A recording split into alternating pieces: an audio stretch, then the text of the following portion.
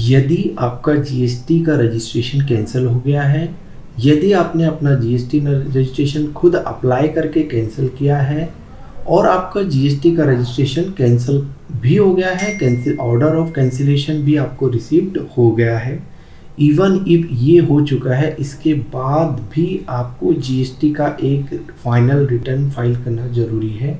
यदि आप वह फाइनल रिटर्न फाइल नहीं करते हैं तो आपका जीएसटी जो नंबर है वो परमानेंटली कैंसिल नहीं होगा, आपको नोटिसेस आ सकते हैं। फाइनल रिटर्न यदि आपने खुद से जीएसटी नंबर कैंसिल किया है तो फाइनल रिटर्न फाइल करना मैंडेटरी है। हाँ, यदि गवर्नमेंट ने सुमोटो या जीएसटी डिपार्टमेंट ने सुमोटो आपका जीएसटी का रजिस्ट्रेशन को कैंसिल किया है तो उस केस में आपको फाइनल रिटर्न फाइल करना ज़रूरी नहीं हो सकता है। बट आपने स्वयं जीएसटी का कैंसिलेशन किया है तो आपको फाइनल रिटर्न भरना ज़रूरी है। और फाइनल रिटर्न में यदि कुछ स्टॉक आपके पास पड़ा हुआ है तो आपको इनवॉइस वाइज उस स्टॉक की डिटेल उसमें देनी है, कितना डेबिट नोट क्रेडिट नोट यदि है तो उसकी डिटेल देनी है, और यहाँ कितना आईटीसी आपके पास अवेलेबल है जो आप ऐसा रिफंड भी क्लेम कर सकते हैं, तो उसके लिए एक चार्टर्ड अकाउंटेंट का आपको सर्टिफिकेट भी लगेगा। यदि आपका आईटीसी 0 है, कोई स्टॉक आपके पास बचा नहीं है, तो आपको सीए की सर्टिफिकेट लेने की किसी भी प्रकार की आवश्यकता नहीं है। तो चलिए देखते हैं कि हम फाइनल रिटर्न कैसे फाइल कर सकते हैं। आपको सर्विसेज में जाना है, रिटर्न्स में जाना है और फाइनल रिटर्न पे क्लिक करना है। ठीक है, फाइनल रिटर्न पे क्लिक करके आपको प्रिपेयर ऑनलाइन पे जाना है। इसको जब भी आप जीएसटी का कैंसिलेशन करें या कैंसिलेशन ऑर्डर आ जाए तो ज़रूर चेक कर लीजिए कि इसकी ड्यू डेट क्या है, उसके पहले ही कोशिश करिए कि आप इसको भर दें।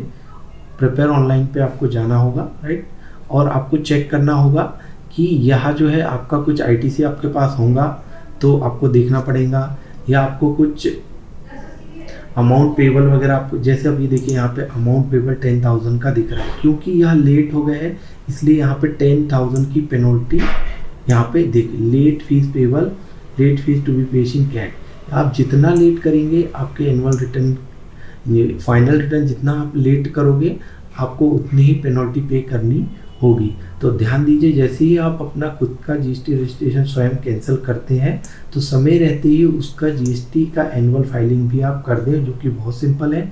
यदि आप वो लेट करते हैं तो आपको उसकी पेनल्टी भी लगेगी।